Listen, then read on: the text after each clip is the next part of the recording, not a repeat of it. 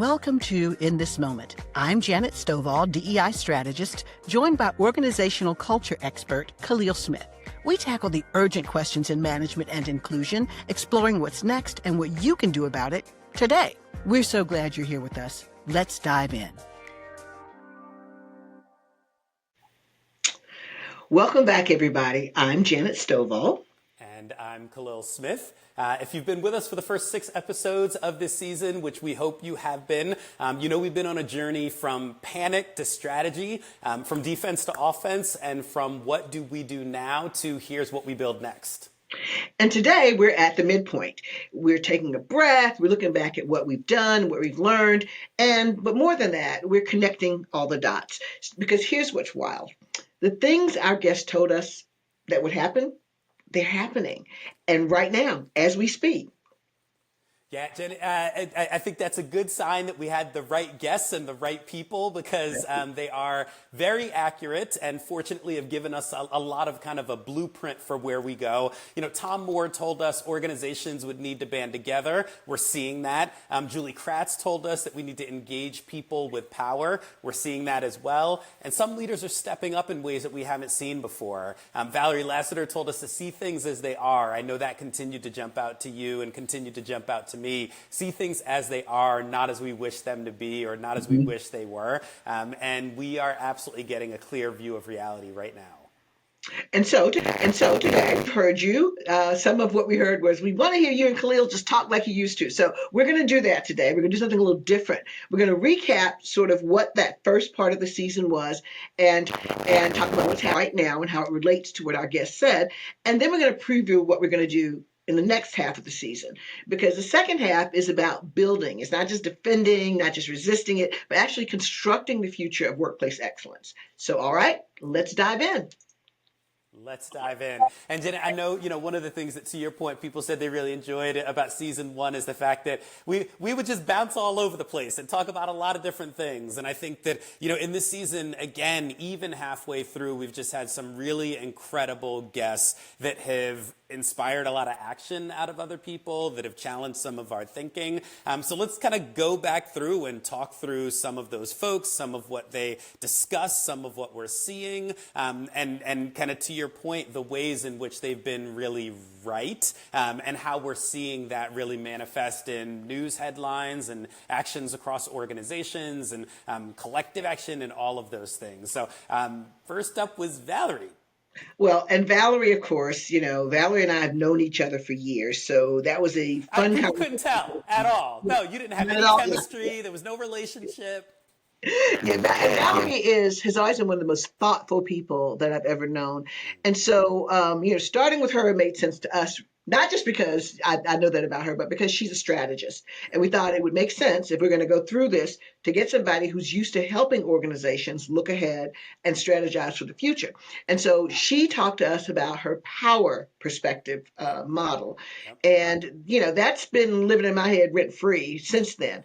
And, it stands for, we have a copy of it on the website, so please go there and look at it. But it stands for POWER. It's an acronym for perspective, ownership, way, elimination, and relationship. And, if you watch the episode, she goes all the way through that. But what really stuck out with me, as you said earlier, was her belief that you cannot see things the way you want to. You have to see them the way they are. As a thought partner for me, she keeps me on that path every time. Oh, is that what you want to see? Or is that the way it really is?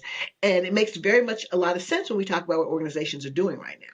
Yeah, and it's a powerful question, no pun intended. Obviously, the model is called POWER, but because it does really challenge us to think about reality and think about what is going on. And I think, you and I have spoken so much about the fear that is endemic in this moment and not exclusive to any particular demographic or group of people or, age range or anything. I mean, you've got, folks that are struggling that are afraid. You've got folks that are arguably some of the most rich and powerful in the world that are afraid. And so this ability, hopefully, that we're continuing to generate, to take a step back and say, what am I afraid of? Is that shadows? Is that reality? Is that a potential future, or the things that are actually happening? And so this, this muscle of being able to see things as they are, not as we want them to be, not as our emotions may be telling us that they are. Valerie really challenged a lot of that. And as you say, it's a great question for ourselves. And if you have somebody that can be such a great partner as Valerie is to you and as you are to me,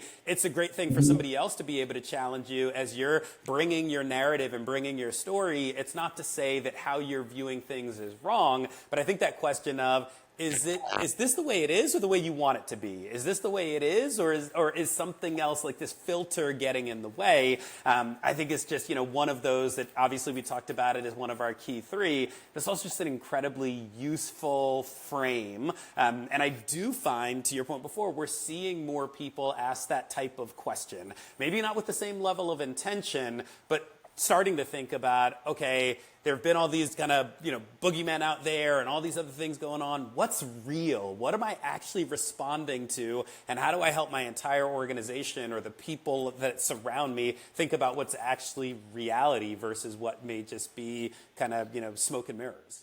And one of the things that we're seeing when you talk about that, what's really reality, it's interesting to watch how organizations have reacted to what they believe to be reality. And I always question whether they are acting to, because we know that reality is subjective. You see the world the way you do, and I understand completely why many organizations have been really fearful, especially in the diversity, equity, and inclusion realm, with this pushback. What do we do? What are we putting at risk? But what's interesting is, and I think you said it earlier, is it a ghost, is it a bogeyman? What they're saying they see as reality, is it really? There is a reality out there. And I wonder with some organizations if what they're doing is they're responding to what they're saying is reality, even if they don't really believe it, because the real reality is maybe they didn't want to do some of this work before. And so what you get is you get sort of these euphemistic shifts. Like you have Disney, it went from global belonging, it went to global belonging week from not diversity week. Home Depot, UPS, big companies like that, they've replaced things like diversity, equity, and inclusion with respect. I hear civility all the time. I hear all those kind of terms. And the reality is, maybe they didn't want to do this work in the first place, or maybe they haven't really narrowed down what this work should be. So they just changed the term. The problem that happens with that is, when you're reacting to a reality that maybe isn't a reality, but you have what you think is a real response, there's a disconnect. And one of the things that Valerie said too, and go back to using her model power, was a lot of this is you have to ask yourself, where does the power really lie? Because that's what you want to respond to. That's what you want to engage. And we'll talk about, one of our guests talked about that too. But where's the power in this situation? Because you could be responding to something that isn't really the right thing to respond to at all. And that means you respond to it in the wrong way. So I thought that was really interesting about what she talked about too. Where does the power lie? And what do you need to do to deal with that? Yeah, and we've heard that from a number of folks, right? Understand the dynamics of your organization, understand where decisions are being made, how they're being made. And I think one of the things that jumps out that absolutely Valerie spoke about as well, that you're kind of getting at the fringes of, is the idea of approval versus buy-in. That she really hammered home. Are you getting real, buy-in? Are you getting folks that are willing to do the heavy lifting, willing to sponsor, willing to kind of put their name and their brand behind something, willing to kind of put the effort in, or is it a general rubber stamp? And I think that, to your point, regardless of what the initiative may be or what we call it, there's continued to be a lot of approval. Like, yeah, sounds good, go off and do that, no big deal, I'll be over here taking care of the important things, right? I'll be over here taking care of the technology or the finances or the marketing or whatever. Do whatever you want with the people. Call it something different, run this event, have this week, do whatever that thing is. But that approval, that general blanket of, I don't have a problem with it, feel free to go off and do it, is not the same as buy-in. And so that is leading to, and again, getting buy-in requires you to slow down, it requires you to explain things a little bit more, it requires people to ask questions, because if I'm going to sign my name off on something, that is very different than me being like, oh yeah, I'm fine with you going to do that, Right. you You do putting that. your name on that. But I think that was another kind of key message that we're continuing to hear. Now that one I don't know that I'm seeing as much in organizations yet. I don't know that I've seen that shift into into true commitment and true kind of, rigorous debate about something to say, do I really believe in this? Am I willing to sponsor it? Am I willing to put all of my kind of energy and effort behind it? I don't know if you're seeing some of that, because I know you work with a lot of organizations and are talking to a lot of leaders in different spaces. I see it some places. I've worked with a couple of organizations that really are still committed to doing this work.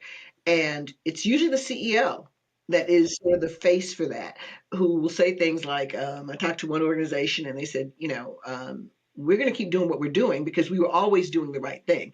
And we have, we got the receipts to show that we were doing it. We don't have to talk about it. And this particular organization was not one that did a lot of the surveys or the things where you figure out best company to work. They never got involved in any of those things. They said, we haven't ever done it, we're not going to start doing it, we're just going to keep doing the work. There are others who are just point blank saying, and once again, it's usually the CEO that is the voice that says this, is like, look, we see what's going on, we see their problems, but we also see, going back to seeing what's real, what we know is real is we will not be able to compete if we don't do this work. So we're going to keep doing that work because that's what's real. All this other stuff, all this stuff is, the backlash, all that is noise and confusion, and we're just going to keep doing it. And yes, there's always a possibility that somebody may come for us, but at the end of the day, we can't pretend that this isn't real. And that's what, what Valerie said that really sticks with me so much now. When I see organizations walking away from diversity, equity, and inclusion work, I want to say to them, okay, so you do that, and then what? Because you do know that the world is changing. You do know that if you don't think that this work is important, you won't really have a workforce much longer. And now you do know that if you do this, it can hurt you, Target. I mean, you can see. So, I mean, even if you didn't think it could hurt you, if you thought it could hurt you one way, what we're seeing more of, despite all the noise in the beginning of this, what we're seeing true evidence of is that people are pulling away and they're being hurt by that. These lawsuits and stuff that were threatened, I haven't seen any of those. I haven't seen, the people coming at them for their diversity, equity, and inclusion programs. I've seen companies that capitulated and said, let's do that out of fear, because they were looking at one reality they believed to be true, but they weren't understanding their own reality and the reality that's been the case for years now that made them do the work in the first place. So I see the companies that are seeing the truth about what everything has told us up to this point. If they're living with that reality, if they're living with that one, I think they're going to be okay. The ones that live in another reality, I think they're going to have to, either they're going to lose like Target did, or they're going to have to recalibrate anyway to go back to what we do know to be true. Yeah. Well, and Jenna, to your point, and this has come up from a number of our guests, the question is about the difference between truly integrating this into the way that your business operates or doing things that are performative. And if you are doing things that are performative, you do increase the likelihood that you will get sued or brought into some sort of litigation or pop up on a headline somewhere because, and again, organizations have been called out for performative interviews of people of color, that they already had someone selected for the role, and yet they still interviewed folks so that they could improve their numbers, right? That is absolutely something that when it is uncovered under what is not true diversity, equity, and inclusion related work, but is we just need to show that we're doing this, and so the numbers need to look good. It's the equivalent of not actually putting in the work to exercise, but just artificially inflating the number of push-ups that you did. Exactly. At some point, somebody's going to look and say, well, you're not getting any healthier. And by the way, you keep saying you did 100 push-ups, Khalil, but when we ask you to do them in front of us, you can't do more than 10. And so, again, is this the social media, the kind of highlight example of what your organization looks like? Or is this you truly doing the work? Is this you getting stronger? Is this you building an ecosystem where employees do feel like I had a credible opportunity to interview? I was, we didn't have a shadow process where people had already been selected. And so those are the things that, if you're doing that, stop. because it's not benefiting you. It's not benefiting your team. It's not benefiting your organization. It's not benefiting your workforce. And absolutely, some government somewhere, whether it's in the EU or the United States, is going to come for you and say, you are lying about what you're doing, and that is not a good business practice. And so if there are more organizations, and not that we're doing that type of thing, they should be stopping. But they should be replacing that with true processes that are uplifting their staff and figuring out where there's bias and inconsistency and unfairness. Exactly. And you know what, that actually leads us to another one of our guests. And we're not going to do this in order because we're just going to our conversation. And so I'm thinking about the work the one that we did with Allison, where she talked about the controlled burn. Yeah, You know, yeah, yeah, yeah. that was a metaphor that stuck with me. And you know, and her attitude, her point was, you know, if you have performative programs and sort of like, you know, one and done, that the unconscious bias training is getting a lot of pushback now because a lot of that's awareness and it's one and done and you walk away, you think you're going to fix it. Or you build diversity councils that don't have any really power, or you do, you know, what do they call it? Food, fun, and something that there's a term. Flags. Flags, food, fun, and flags, right? If you're doing that, that's all performative. And her point was maybe we needed to burn that down. Yep, Maybe we yep. needed to let that go. Because if we really want to do the work, we cannot let ourselves believe that we're doing the work. Like I said, back to what Valerie says, we cannot take that if we take that as our reality, we're not really moving the needle. And so I thought the idea of a controlled burn was really compelling. Yeah, I do too. And again, you know, when we first started talking about doing any podcast, a podcast, we asked ourselves kind of where can we help? And I think that if folks are listening and doing that analysis in their organization to say, hey, where are we spending our money, our time, our resources? Is it on the things that are truly creating a better experience? Is it on the things that are actually creating greater opportunities for folks to advance and for people to be brought into this organization? Or is it on lunches? Right? Is it on celebrations? And those things inherently are not bad, but if you're not doing the things that are actually creating opportunities for people to grow, that are actually kind of pushing the organization forward, that's where, to Alice's point, none of us have unlimited budget. We don't have unlimited time or resources. And so the challenge that is coming up is folks are asking, where are you putting your effort? And so, you know, whether it's Valerie really challenging us to say, put your effort in the places that are the reality of what is going on, not a lot of running around kind of, you know, trying to figure out windmills, right, like Don Quixote or something, where it's Allison saying, listen, if you need to control burn because you can't cover all of this forest, take care of some of the things that are creating issues for you. So if that's the one and done unconscious bias training and the feedback you're getting out of that is people feel shamed or blamed, people can't even look each other in the eye after it's done, you're not following it up and doing anything beyond that, all of those are challenges that you need to take a step back and burn down some of the things that maybe weren't benefiting you before and certainly aren't benefiting you now. And I, to your point, I appreciate that. And again, the controlled, right? That is the point. It's not burning down all of it. It's not saying it's all got to go, because there are things that organizations have been doing that are super valuable, that are creating real progress. And so figuring out what those are and putting more energy and more time and more money, more, you know, head count behind those things are the things that can move an organization into a very different place. And to your point, the workforce is changing, consumer bases are changing, and so if you're not keeping up, you're falling behind. That is just the reality of business. And, you know, another way, and I think about control, which brings me to another one of our guests.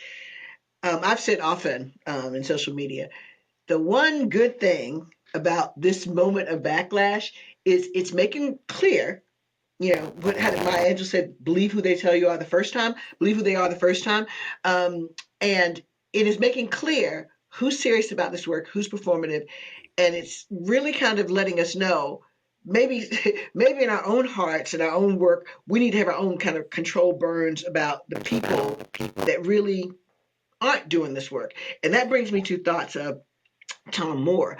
And Tom Moore, once again, somebody I knew. The thing about our guests that I love so much is that we knew a lot of these guests when we brought them on. We had people that we knew their work and we didn't know them personally. But a lot of these guests we knew personally, and we brought them on because we'd had conversations with them outside of this podcast that were really important to us. And one of those is Tom Moore. He's a fellow Davidson Wildcat, and he works in the Center for American Progress, and which is a big think tank.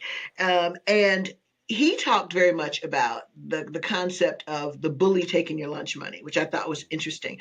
And so what he was saying that basically was that, there's so many of these companies and organizations, companies that capitulated. And I look at them and say, well, you know what? Good, because now I know who you are, and you just told me who you are. But he talked about how, like a bully taking your lunch money at work, if you give it to them, they're going to come It back and doesn't ask stop you there. for more.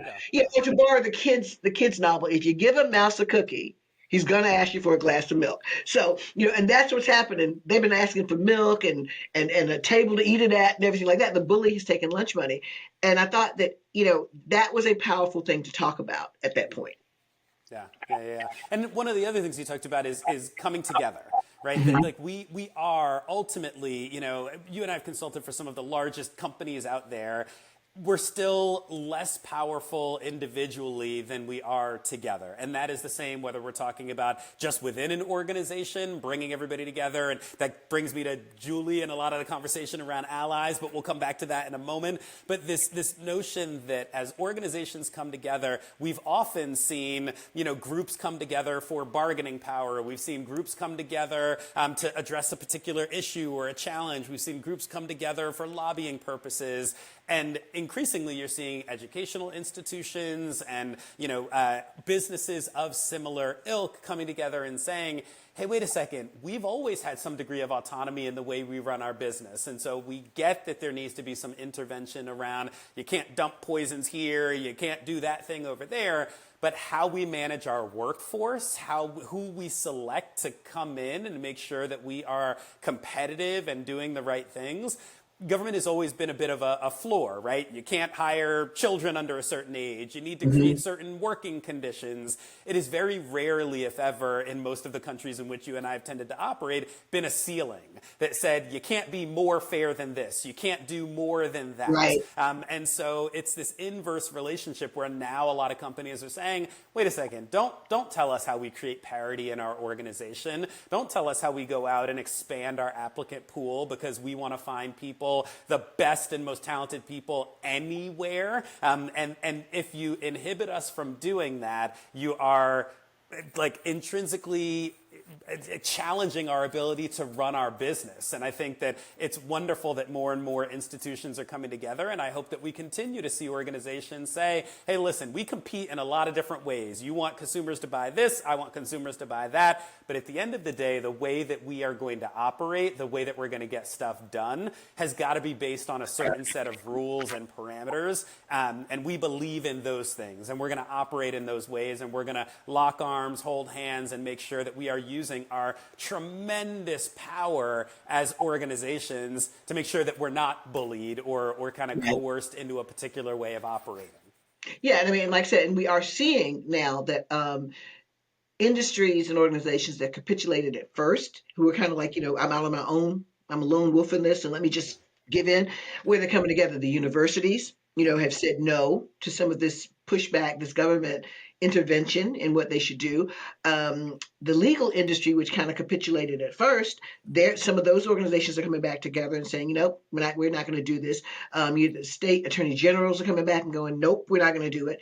And you've got leaders who are saying, I will walk away from what we're doing to go join a larger movement. I'll walk away from this and go do that. So I do think that those people those who saw it, who did respond at first, go back to what Valerie said, those who saw one reality and forgot what the reality was all before and what they strategized for in the future, walked away from all of those things to respond in that moment. And, we talk about in this moment. And that brings me back to sort of like what we did in our first season, where we were very much looking at, oh my gosh, what is going on? We got to respond to this. And where I think this season has been very interesting and a lot more interesting to me is that now we're saying, all right, that was a reality.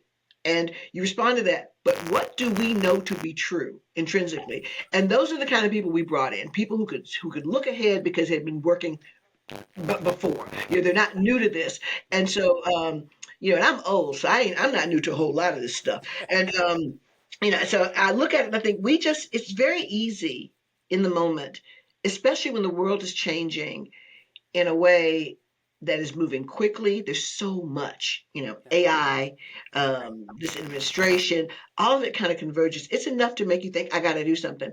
But what we tried to do in this season, I think we did do, and I'm thankful for the guests that we had. They were like, okay, yeah, you got to accept this as a reality, but what do we know intrinsically to be true? And I think that's what we had a lot here. And Tom's point was, you can capitulate or you can collaborate. And those who collaborate are doing it because they know what's really true, and they know we just gotta ride this out and this collective strength in doing that. Yeah, and Tom obviously was talking about kind of collaboration across organizations. We spoke to Julie, to your point, somebody that neither of us knew super well coming in, but knew her work, have seen her talk in a lot of different spaces and knew her expertise. And a lot of what she talked about is the idea of allyship. And we said, Yeah. listen, it may not be the perfect term, it may not be exactly what we're focused on, but you and I have always talked about the value of having some shared language, some shared understanding, kind of how those things fit together. And a lot of what Julie was saying is, listen, I did the research and spoke to people that said, I'm in a position of power, and I felt excluded from this conversation. And so back to the idea of some of the performative work, some of the fun flute and flags, some of the, hey, is this actually how we want things to be, and how do we make sure that we're talking about the reality where I know the work that you've done, the work that I've done, the work that many people that I talk to have done has always been about let's bring everyone into this conversation, right? It was never about let's trade one group for another. And yet the fact that so many folks felt that drove a lot of their reactions, right? Drove their sense of, well, this isn't about me, or people don't want me to show up. I can be an ally, but I don't really know how to do that. I'm not necessarily really sponsoring and getting into these things. And so to that point Valerie raised before, there were a lot of people that thought, oh, I guess what you just want is a rubber stamp. You just want me to say, sure, you go off and do it. I'm not going to get in the way. When in reality, what we've all been talking about is we all need to be active in this space. We all need to be leaning in. And so I think, Tom challenged us to really think collectively and collaboratively across our institutions and organizations. Julie really challenged us to do that within our organizations and said, And let's just make sure that we're not only talking to certain folks or leaving certain folks behind, because some of that performative nature, not every company was doing it, but the ones that were driving some of that. This isn't about you. You sit down, be quiet, we'll come back to you later. And that's not sustainable either. and to be more direct to what Julie said, Julie was like, basically, we left the power out of this. Go back to what Valerie said about you have to know where the power is. This DEI got in trouble a lot because we didn't have the right, we didn't really lean into the power. And like I said earlier, when I look at the companies that have done well, it's been because the CEOs have been there. And let's face it, we can do the math. Most CEOs are white men. Okay, that's it, and they have been completely left out of the conversation. And look, I See, am but here's guilty. what, Jen, I'm guilty. I don't feel like they were in some instances, but I believe that what we talked about in the episode is when people tell you their reality, listen. And Yeah. so, lots of keynotes and presentations and all sorts of other stuff where it was, let's come together. This is about all of us. This is kind of the rising tide raises all boats, and obviously being far more specific around what we need to do and, how good hiring practices benefit everyone. Because guess what? Certain people are aging. And if you feel like, well, I've now hit 50, 55, and I work in an industry where youth is important, and now people don't want to listen to me anymore. That's what we were talking about, is bias and Yeah. all of that. And so I wonder to some extent how much folks didn't feel like they were Right. included because that was their reality. And not to say that reality was wrong, but I talked to so many other folks that are doing this work that were like, no, we were begging people to be a part of this. We wanted power. We were pulling you in. And so how do we bridge that gap between people feeling like I've been inviting you in for decades and other people saying, well, I don't feel like I've been invited to the party. It's like, oh my gosh, what do we need to do to bridge that? Because that is a communication gap. And you're a communication expert, so I'm looking straight at you. I'm a communication expert, and I'm also a little bit of cynic sometimes. And so when I hear that statement, it's so funny. The first time I heard somebody say, we have to invite white men into the conversation, I was working for UPS, and it was a woman that worked there, and she said that to me. I was like, wait, what? I'm guilty of that. I'm like, what do you mean you're going to invite them? And I think more than it being, to your point, those of us who've been doing this work have always wanted them to be there because we knew that's where the power was. I know that when a CEO says it, it gets done. But I think that within the organization, there are a couple of things that happened. First of all, we didn't give people who might have not necessarily believed in this because it's a power thing, and if you're in a position of power, maybe you do feel threatened by some of this work. But we didn't give them a way to talk about it that they can be comfortable about. To talk about what you're saying. This is a business issue for us. We who did this work, we didn't do that. We a lot of times we made it about what's the right thing to do. We talked in the words of social justice when maybe that's not the way we should have been talking. So we didn't give them the script to use it, number one. And we also didn't give them a way to be comfortable talking about it in a world that was probably looking at them sideways anyway. So I think a lot of times leaders, right, they didn't feel safe because, they've been told that they were the enemy. They've been told that you're the problem. And even those who knew that wasn't true, knew they weren't the problem, even if they had the business language to do it, you sometimes don't feel comfortable walking into spaces where you've been invited, but you haven't really been pulled in. 'Cause we tell you you come, but we don't set a place for you. We don't give you a way to come in it. We don't do it. I blame us to some extent. Those of us who are in this work who maybe wanted that power in the room and didn't know how to invite it and didn't know how to give them a way to comfortably be the face of this work in a world that was going to basically say you shouldn't be the face of this work. So they probably didn't feel welcome, but Lord knows, I hope they know we want them there. I mean, I Well, want that. I love and to your CEOs. point, we're going to have to figure out how do we shift that. And so your point about kind of the way that we've communicated strikes, because there's a metaphor that's coming up in the back half of the season. And you Exactly. and I both were like, oh my gosh, that's an incredible metaphor. Like I've been using that in a number of Me instances too. already. So I'm excited for our listeners to hear that in the back half. And then, we didn't talk yet about Andrea Muhammad. Yeah. Again, to your point, somebody that I've known, spoken with a lot, spent a lot of time around, and this idea that every company is a tech company, right? And if we are finding that there are women being excluded from that tech conversation and that they are exiting the tech workforce and the workforce just in general at a highly disproportionate rate, to your point, it is a business challenge, right? This is a workforce planning challenge. This is where are you going to continue to find the talent that is getting degrees at a higher rate, that is, getting higher degrees at a higher rate, but you're not creating an environment where folks want to stay and feel welcome. And so it's just ironic that we've been doing all of this and everyone is saying, I don't feel welcome. I don't feel like I'm meant to be here. You hit a nerve with me because as a mother, and as a woman of color, what is kind of like raking on my nerves right I was now. going to say pissing me off. I thought you were going to say Me pissing off. me Yeah, off. I pissing saw it me on your off. That's just what I'm face. saying. Yeah, I'm pissed off. I am so sick now of these headlines where they're saying women are leaving the workforce. No, we're not. We're being pushed out of it because what we've done is in a patriarchal society, I'm going for the patriarchy now, but in a patriarchal society, we have created an economy that requires two incomes to survive, to buy eggs.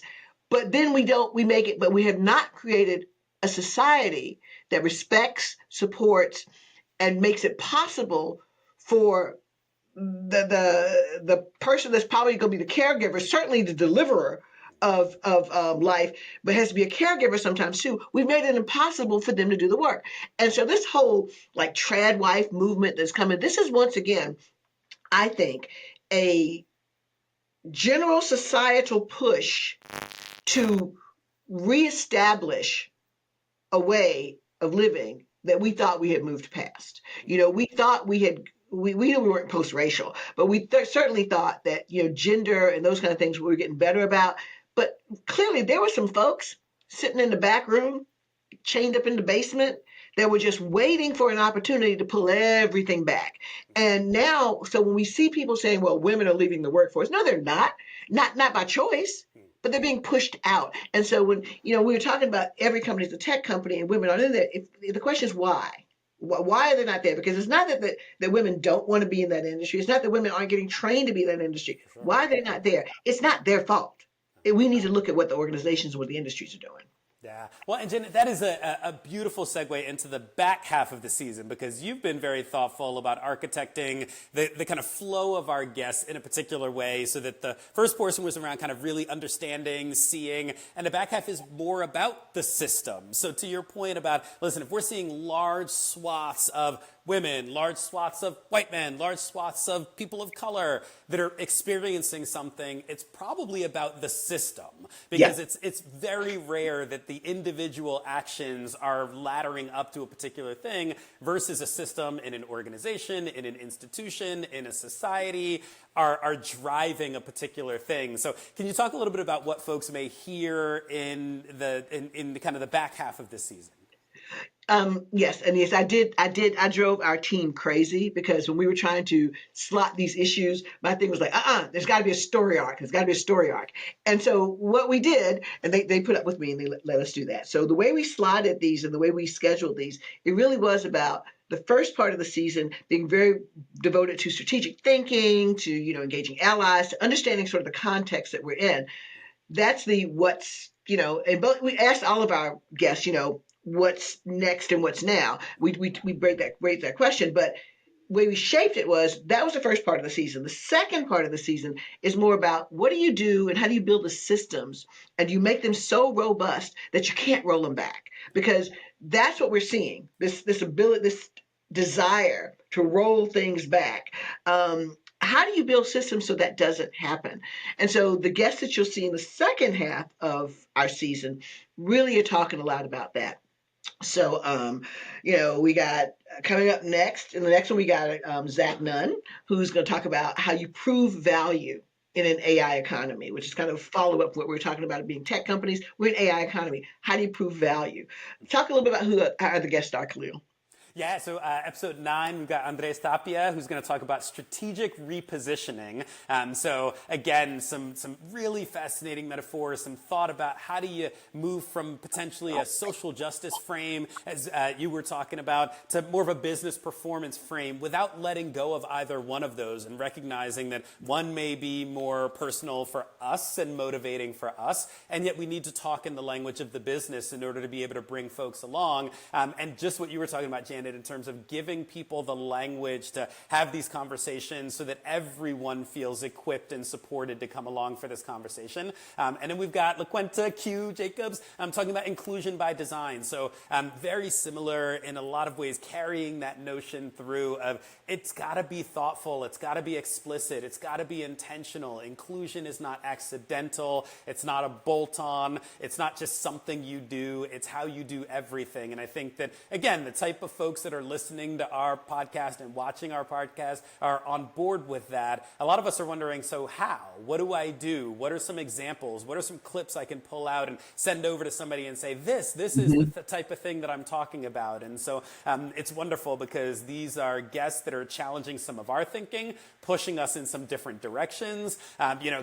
We don't always agree, and anybody that follows you on social media, Janet, will see that you've told our guests in advance, I don't expect you to agree with everything, and we're not going to agree with everything that you say. And so we want to have the debate and the challenges back and forth, because that's what we expect all of our folks to model in our organizations as well, that we are truly trying to get at the root of these challenges, as opposed to just staying at the surface level and nodding politely and then getting off a call and saying, oh my gosh, I couldn't disagree more. Disagree in the moment. Let's have those conversations. And, again, Professor Schlobam Allison gave us some good tools around how do you have that courageous conversation. So really blending together all the things we've been talking about in the first half of this season with all the things that we're going to continue to learn in the second half. And, that point about disagreeing, I love it because, we had guests who said to us off script, can I disagree with you? And I'm like, yeah, absolutely. To me, that is what, when we talk about diversity,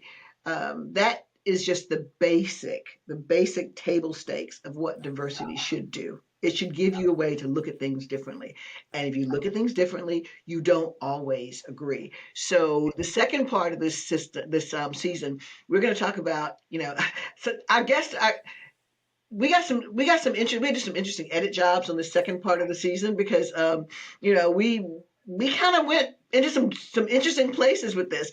But no matter what, you talked about it earlier that there's a theme that we can say about all of our guests, and I'll let you say what you thought about that. Yeah, Jen, it just says you and I talk all the time, and folks just get a small snippet of the amount of conversations that you and I wind up having. We record, 10% of them, and then have 90% off is where, you're helping me navigate through things, and I'm, reflecting things back to you.